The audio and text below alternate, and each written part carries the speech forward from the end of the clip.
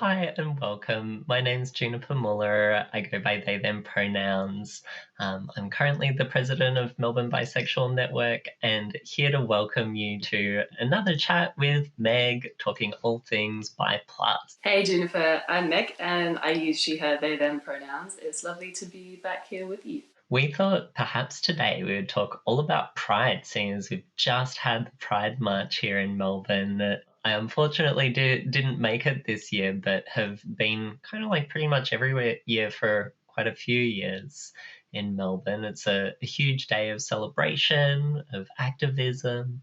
But I thought I would maybe open up by asking you, what does Pride mean to you? I think it's a really good question. I think it can feel a bit complicated. I know for myself and for I think quite a lot of bi plus folks, it can feel a bit of a strange thing. We don't always feel like we're supposed to feel pride in our bisexual identities. For me, yeah, it was probably a long road to feeling something akin to pride. I think for a long time feeling quite uncomfortable about what it meant to be bi and a lot about how other people felt about me being bi as well. But I would say over the last few years, particularly since finding bisexual community, I definitely feel pride in my identity and it's something I talk a lot more freely about and yeah, take a lot more joy in as well. I think I really love being bisexual now. Like it's not something I would trade. Whereas probably as a young person, you could have told me I could have been cisgender heterosexual and I would have been, yes, that sounds like a great relief. Thank you. As you say, kind of a complicated one because it's a little bit about pride as the opposite of shame and showing and expressing pride in resistance to shame by walking in the streets.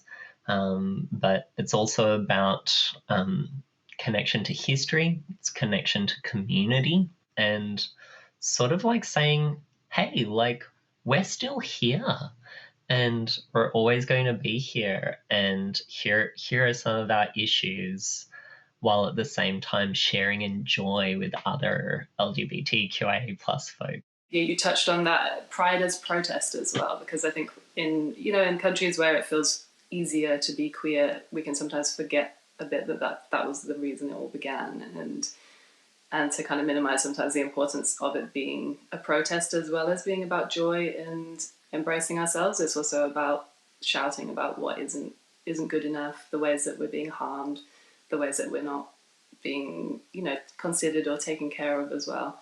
And I think it's really important to think about what the complexities of what that means here and other places as well. Like, yeah, I saw some great posts just recently about other places where pride is still something which is dangerous to attend. And here sometimes it can feel nerve-wracking or scary, but I wouldn't be afraid to go because of fear of being hurt. And I think that's, again, a huge joy that we have here in Melbourne, that we get to be more loudly ourselves, and it's rarely dangerous. It still can be, don't get me wrong, but it's more safe to be queer people here than in a lot of places here. That relative safety is one for us to grapple with, and there's the question of safety just as a queer person, like as a member of broader community, but also what it means for having safety as specifically a bisexual person or pansexual or polysexual or otherwise identifying within the umbrella. Like it actually wasn't that long ago that we had some pretty biphobic attitudes quite actively there at the Pride March in Melbourne. I think it was maybe 6 or 7 years ago. There were comments and people yelling and things from the sideline at the bisexual contingent saying essentially like, you're not welcome here, or keep your different gendered partner at home. They're not welcome here, sort of thing. So I like to think we've come quite a long way, but that progress doesn't come without work. It's not inevitable. And it's through work like activist organizations like ourselves and through community education that we kind of make that progress. And like you say, important to remember, it wasn't very long ago. I struggle a lot with this balance of thinking deeply about the pains of being part of our community and also trying to really embrace some of the great stuff about it. But I know we were Mardi Gras a couple of years ago, and that was one of the first times that bis had marched proudly as a group at Mardi Gras, because we were not welcome for a long time. And it's those painful aggressions within queer community which do feel pretty raw still, I think, for a lot of people as well who've been out a lot longer than myself. So remembering, some of this is quite fresh, and getting to be just a bigger group of people, who are there not hating ourselves. Because I make the joke about this to people when I was at Mardi Gras. I said, I feel like being up there as loudly as a bisexual person, it just reminds people that we don't have to dislike ourselves. We don't have to feel shame. And like you say, pride in opposition to shame, I think, is so important because for a long time I felt like I should feel shame for being bisexual, and being up there loudly, being proud to be a bisexual is still a bit radical. And that's sad and amazing and ridiculous, isn't it? But like it means something still, I think. And I know a lot of people spoke about that, like seeing bisexuals up there and being like, oh, they're there saying they're bisexual. Like, oh, because there's plenty of us who have always been there, but let's be honest, not always speaking loudly about the fact that we're multi-gender attracted, often into some of the other labels that we fit within in different ways as well. So much of our work it's a little bit for other like monosexual people, like people who are only attracted to one gender, but so much of how I think about my own activism is actually for other bi plus people, whether they're out or not, or whatever their circumstances.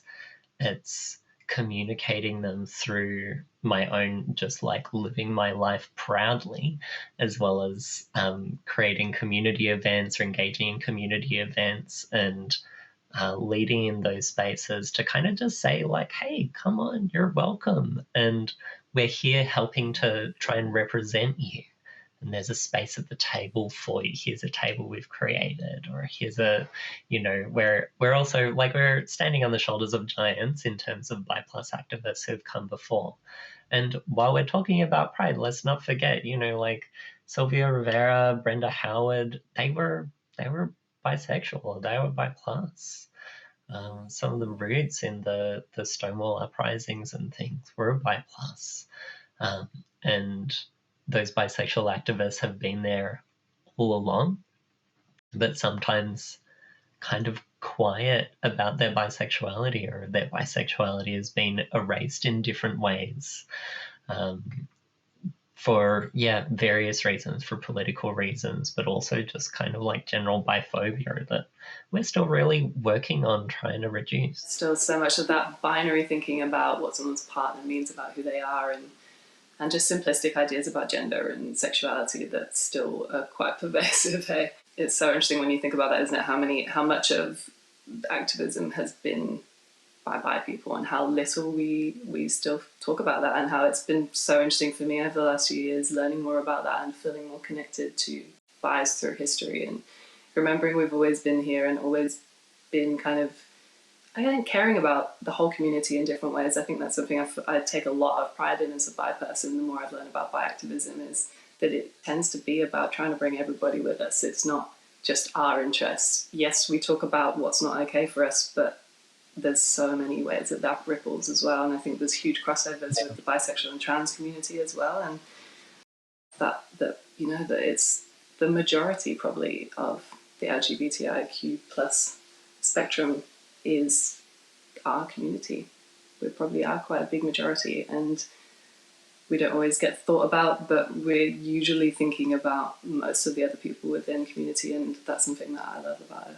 Certainly, like a whole lot of the different recent research reports around trans and gender diverse folks really point to multigender attraction being the norm rather than the exception. And honestly, like when we have a look at just attraction, regardless of use of a word like bisexual or not, we see that there's like so many of us in the world. So many people have had some degree of same gender and different gender attraction. That, there's all of these different kind of levels. To me, some of what Marching in Pride is about is celebrating the word bisexual and like marching in the bisexual contingent as well, and saying this is important. It's important in 2022 still to say bisexual and pansexual and any of the other terms that people might use for multigender attraction, that they're important. They're worth having their own contingent. They're worth celebrating specifically with all of the flags and streamers and signs. And so with you, like bisexual, bisexual, bisexual, I try and say the word, frequently and in company with other people, because we still feel weird about it, and it's still a word that people get weird about you saying, and I try to say it often because, yeah, it's a big part of my life, and I want it to feel more normal. I want it to feel more kind of ordinary in different ways. It's spectacular and extraordinary, and it's also incredibly ordinary to be bisexual. And when I say bisexual, I mean all multigender attraction, like, which, regardless of what terms we use, I use that for myself as an umbrella term for anyone who's multigender attracted. And yes, politically, I use bisexual to its roots and what it means. And for me, it's the entire opposite of binary thinking. It's about everything that's kind of expansive and huge and spacious in terms of sexuality and gender, which is why I like it so much. There's so much room in there. So yeah, I say the word, say it often, particularly in company with people where I think they might feel a bit uncomfortable about that sometimes, because I'm like, yeah, it matters that we get to use this term and not feel that we shouldn't. Yeah, that's another part of my, sort of everyday activism for me is using the word bisexual. Something that I particularly love about a day like Pride March or Midsummer in general is coming together with different parts of community for whom we share different sort of like parts of our kinship or parts of our history or connected experiences. Like often, nearby the bi plus folks, there's the ACE and Arrow community, right? So some call it the all or nothing grouping, right? And it's always really lovely to catch up with those members of community. Like we were talking about before, trans and gender diverse and non-binary communities, of which, I am a part of that community as well. And that is like all of these issues are just as important. I wanted to mention also something that, like in my very first Pride March, I kind of didn't fully understand the gravity of connection to, but that's the sex worker community of Melbourne, and sex workers like the Scarlet Alliance and Vixen Collective in Melbourne, who do fantastic work around sex worker advocacy. And like so many sex workers are multigender attracted, or trans or non-binary. And to march alongside them is actually like such an honor. It's not my own lived experience, but so many friends and clients of mine and, members of my community do sex work. And it's also so stigmatized and discriminated against that to be able to march alongside them is really awesome. And yeah, to have that as part of Pride, I think is important and really good. So important. It's again another thing I've been learning so much more about since I've been in Melbourne, because I grew up very much learning about the stigma of sex work and not really understanding what it was. And being here, I've met so many people who do sex work, and the Vixen Collective and Scarlet Alliance are amazing. Like meeting people who work for them and hearing them speak, and just the importance of the work that they do for all of our communities and for all people everywhere. Like it's so important that we do destigmatize this work, and like you say, I felt really proud to march beside them as well, and really proud to be connected and to share these communities. Earlier on when we said that Pride March is a protest, Pride March is resistance, it's also quite complex and complicated in how we kind of engage with relative safety or not. A big part of the modern Pride March is organizations, and organizations like big multinational companies, like banks or like liquor supply stores that are marching with a whole bunch of money and trying to like get that pink dollar, get that rainbow dollar. So PR exercise. And also, legitimately, there are queer people who work at those organizations and want to march and represent and kind of like be both. Which, yeah, is, fair enough. We also have like police marching, and for a long, long time there have been protests against police marching, or like prisons, or like Serco and things like that. And I think this year I saw some images of people doing some direct protest and action in front of the uniformed police, which, like so much ink has been spilled online about why there's a lot of resistance to police marching in uniform that I'm not going to repeat it all here, but yeah, it's really a complex and evolving situation where their presence actually makes the march less safe for some of the most vulnerable and most discriminated against in our community. Which, you ask, well, like, what's the point of Pride if not to create a safer space and a space of resistance against systemic tools of oppression? Again, thinking to recent histories where it was illegal to be homosexual. It wasn't that long ago. It's not that long since people have been imprisoned. People are still definitely much more vulnerable if they're queer in different ways. And we definitely see that in stories that are scarily recent. And, we also look at things like Black deaths in custody and the intersections of race and sexuality and gender, and it's complicated, it's sticky, and I think we're right to feel concerns about who is marching at Pride and how. I don't think there's a simple answer, but yeah, it's uncomfortable, it's difficult, it's challenging thinking about all the ways those things fit together, and like you say, who are our most vulnerable members, and are they safe to be at Pride? And again, like thinking about things like accessibility, which again has not been always well considered for things like Pride, like who is physically able to be a part of the march. I think we're trying to do that better here in Melbourne, but I still don't think we're really thinking about all members of our community as well as we should be. So yeah, it's complicated, isn't it? It's very a huge spectrum of all of humanity, and I think it does really matter that we are trying always to be thinking about as many of people who live in our community as possible, not just the privileged few, definitely. At risk of maybe an unpopular turn of phrase, we're a broad church, right? That being LGBTQIA plus cuts across class, it cuts across level of ability, it cuts across lots of different sort of axes of oppression and privilege. And so we have people who are sort of like, apart from this one part of their sexuality, otherwise extremely sort of like assimilated, accepted by mainstream society, palatable.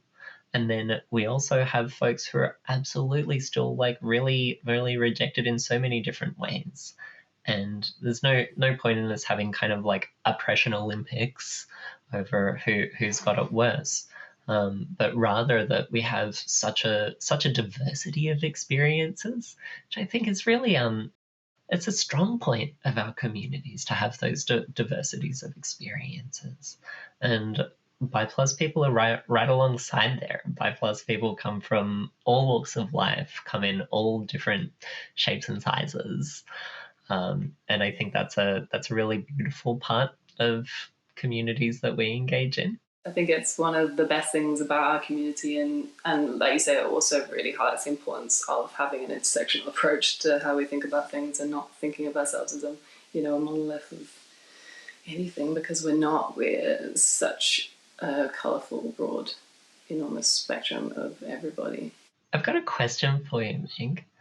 What would you love to see different, or what do you think you'll see different at, say, like Melbourne Pride in 20 years for bi plus people? What'll that look like? Gosh, it's a really interesting question, isn't it? Oh, 20 years from now.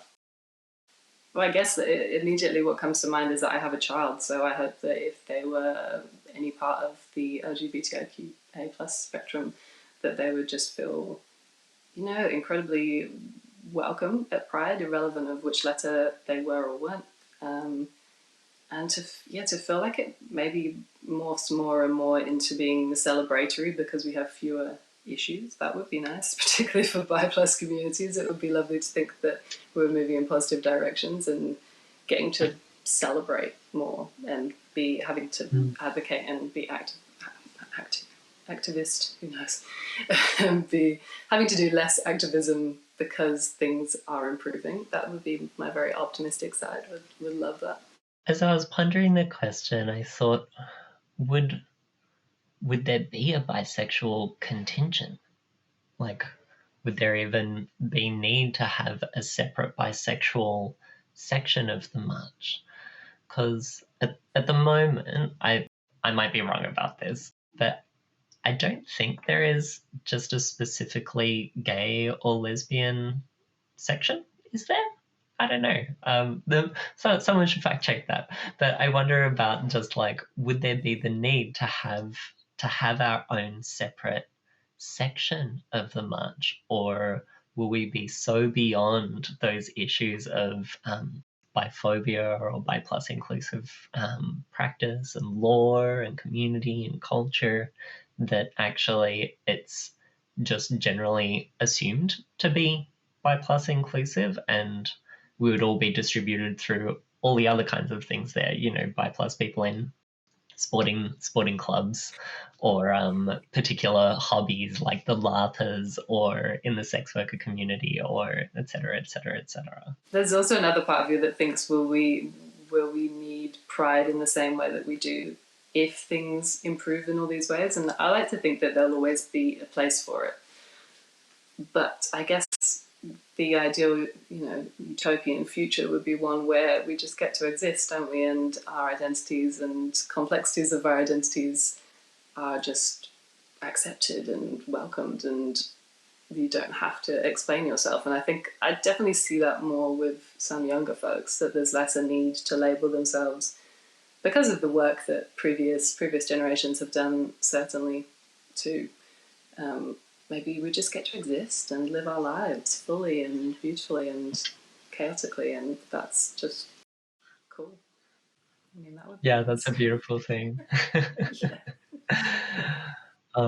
My gosh, something that absolutely just touched my heart last year when I went to Pride was seeing a big gaggle of 25 young people, all sort of looked around about 13, 14, 15 years old, wearing all different flags, obviously from all different sides of the spectrum, just joyfully dancing in a big circle together on the oval at the marshalling area kind of before the march. I'm just like, oh wow, looking to younger people and their experiences, their ideas, how they're kind of seeing their role in history, in queer activism, in queer celebration. I'm really emboldened, heartened in many ways. It makes me excited about the possibility of what could Pride in 20 years look like. I love that, the vision of a messy gaggle of every flag from underneath the whole umbrella. That just feels wonderful, doesn't it? And to think there doesn't need to be those separations and cliques and different being parts of different gangs or whatever. We just get to be comfortably, loudly together. There's this interesting kind of tension between the past and the future around sort of, Stonewall 50-year anniversary was, just a couple of years ago. And 50 years in some ways is so long ago and also so recent, right? It's within living memory of lots of folks here in community. Or, the HIV and AIDS crisis of the 80s and 90s, that's within living memory. And, I saw there's a company looking at trialing a cure for HIV with the RNA vaccine, I think, which is wild that's where we're at. But this tension between the past, the present, and the future of acknowledging and learning from the past while still reaching for that possibility of the future of where could things be. Like you say, so important to balance that connection to things which are very recent. And as someone who's become far closer to 50 than I am to 0 now, 50 years is really not a long time, is it? And again, like really staying connected to things that have happened and not letting them be forgotten, I think feels really important to, as part of a community which has been through so much suffering. I don't ever want to forget those things. And equally, it is so lovely to try and imagine a future where things are very different. And I think, HIV is such a wonderful example of how much progress has been made, and that, in places like here, we could almost see it just eradicated entirely because of the amazing, medicine, which is, again, something I think not enough people really know about for a start, and also connect to the enormity of how incredible that is, that that's possible. In our lifetimes, it could disappear almost. That's amazing. I think just as momentous is the change in how trans people have been in the world and how trans healthcare has changed, both with the internet, but also with kind of like all of these little things popping off and developing into what just seems this huge wave of understanding and progress and activism and changes in the way in which we approach gender. I saw on a TV show Jonathan Van Ness talking on their show on Netflix, for people of all different racialized and colonized experiences and different cultural experiences, for non-binary people, all just talking deep stuff on a major network like Netflix, that I couldn't have imagined that 20 years ago, right? I might not even have been able to imagine it 5 years ago, but here we are. Our relationship to Pride, it's both the event, but also the broader cultural phenomenon of where are we at with accepting people as they are, and accepting and celebrating people in all of their complexity and authenticity. And that's to me a bit what Pride is about. Complicated, but yeah, overall, good thing. I'm so excited about their show as well, because I think it's called Curious, isn't it? So I feel like for me, anytime that word gets used as well, I feel connected to it and represented by it in this glorious way too. As a bi person, who, again, where bi-curious is much maligned, but I feel like such an important part of life, like curiosity and staying open to things. And like you say, I'm really excited for that show. I'm so excited to see those conversations. I'm so happy they're happening, with you say, the nuance and the layers that they're happening with. It's very exciting. I think it's, like you say, very important for us to be looking for those positives too, to not always be, as a community, just trudging through what's hard, but also be really trying to seek those positives and find those joyous things in the way that things have shifted and the way that things are shifting. And the kind of hope and the positivity, I think we can, it's not about toxic positivity, but sometimes it is also just really nice to see what's good. Be like, hey, actually, what's good right now? And what can help me feel better today? Seeing those moments of hope and strength and joy and community connection are the things that actually empower us to get through really difficult times and give us the power and the strength to fight against injustice. That, like endless work and exhaustion are not sustainable. That it's through our connections with community or connections with euphoria or pride that we are able to live our lives and flourish and take step forward and help each other. Perhaps on that kind of message of hope, it feels very, earnest. I've got that feeling right now, this earnest, loving feeling of hope. Thank you once again for talking with me, Meg, about this. It's been such a pleasure. Thank you for talking with me, and I love that we're earnest. I love our earnest natures. I think it's something really nice about embracing that as well. Something I thought for a long time, but no, I am earnest as heck, and I want to be hopeful. Definitely. Thank you for having me. Bye for now. Bye for now, Ben TV.